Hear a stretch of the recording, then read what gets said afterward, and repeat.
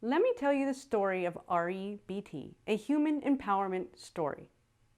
They don't teach this stuff in school, and our parents don't know it either. And so we're never told about the superpowers of our minds or that we have control over how we think, feel, and act.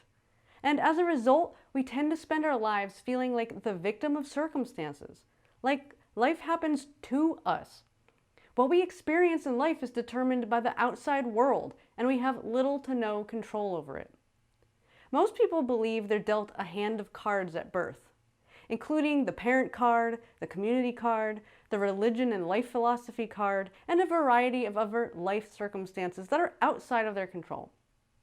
Then, throughout their lives, their mission on this earth is to play the cards that they've been dealt.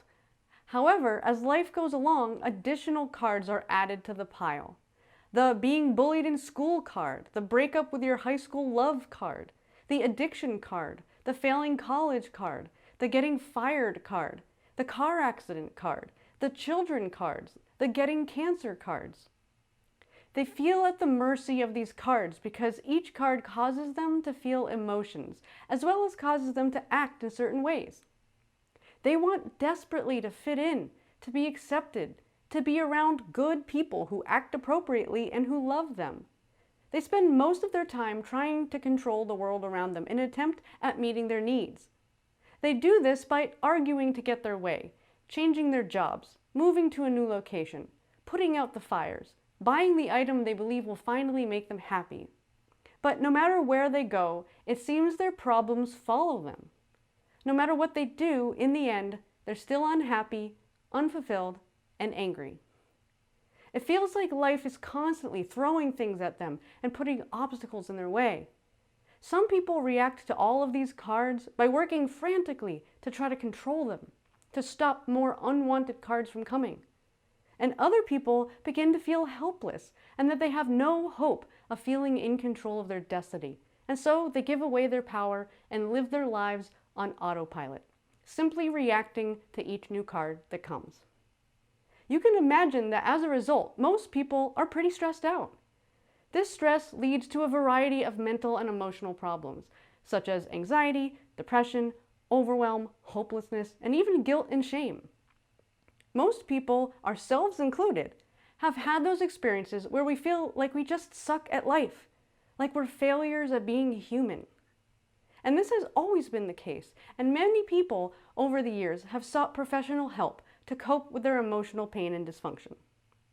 So hundreds of years ago, doctors of the time were smart enough to recognize that the problems people were having were mental illness, and they stemmed from the brain. But they were pretty prehistoric, and they believed that drilling holes in a person's skull and other practices that are too gross to mention here would solve the problem. And obviously, it didn't work.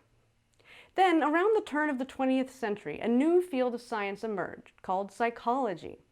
Early psychologists focused on processing emotions through a variety of methods, but mainly talking about the past and how we feel, with the goal of accessing this newly discovered unconscious mind, which is like the programming in the mind that we're not aware of.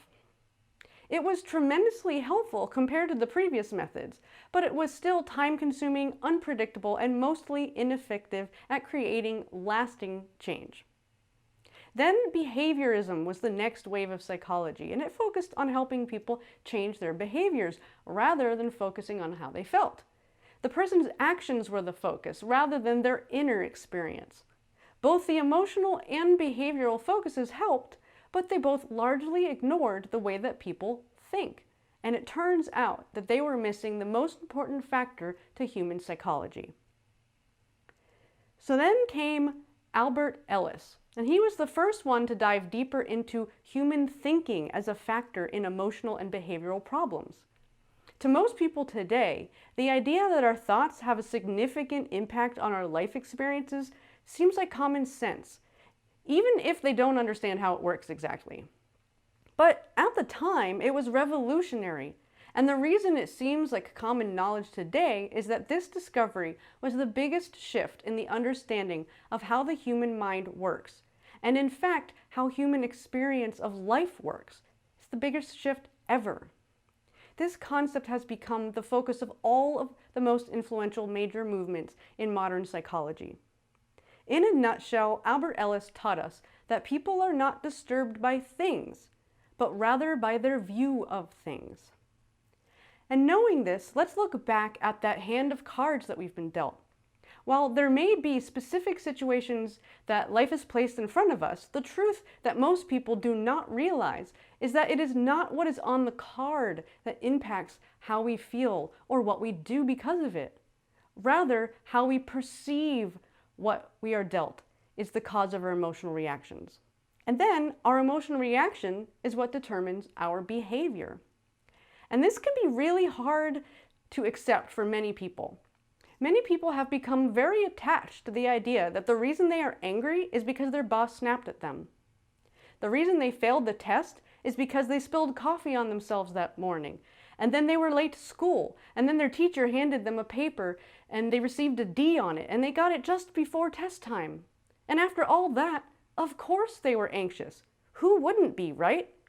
And then, they're probably already a poor test taker. So under these conditions, with these cards that they were dealt, it obviously would lead to failing the test, right?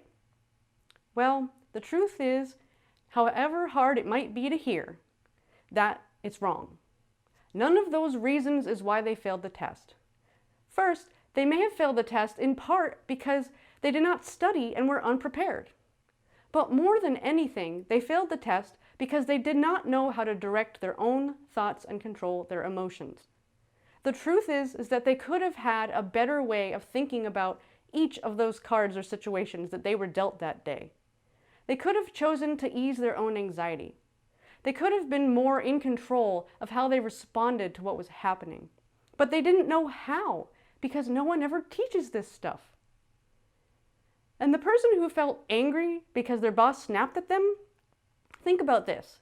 Do you really think that their boss reached inside of their body and created the neurotransmitters or brain chemicals that produced the feeling of anger inside of that person?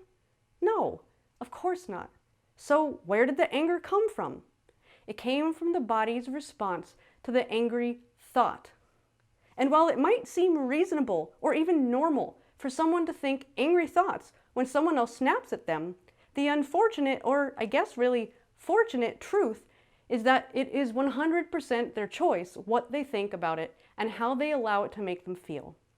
They handed their boss the right to choose their own emotional experience. They gave away their power.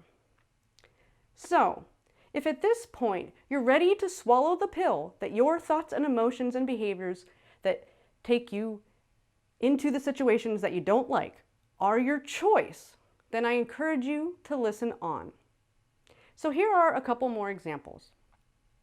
It wasn't your boss who handed you the "you're fired" card. You handed yourself the "getting fired" card by slacking off at work.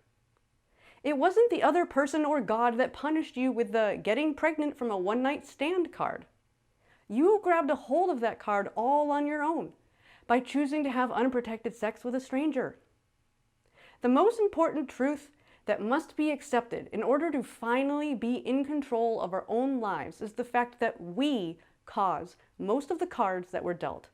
And the reason we choose to act in the way that brings about these things that we do not want is because we act based on how we feel. We feel angry that we didn't get a raise, and so we slack off at work, and we end up getting fired. We feel desperate for attention and approval and get tipsy at the bar, and it feels so good to be wanted that we let our guard down and end up with a baby with a stranger. Our emotions drive our actions. And the key here, I want you to really hear this, is that our thoughts drive our emotions. If we learn how to think differently, we can learn how to control our emotions at least more of the time. And if we are in more control of our emotions, we can more deliberately choose our behaviors. And if we choose our behaviors, we can stop choosing the ones that lead to the life circumstances that we do not want. Now, I don't expect you to understand how this works yet, or even believe it 100%, or even be willing to accept your own personal responsibility for your life quite yet. But I anticipate that if you have never heard this before, you like the idea of being in control of your thoughts, emotions, and behaviors. And if you already knew how this works to some degree, I'm guessing you'd love to know how to really do it. And so if that's the case, that's what this course is all about, and we look forward to having you join us.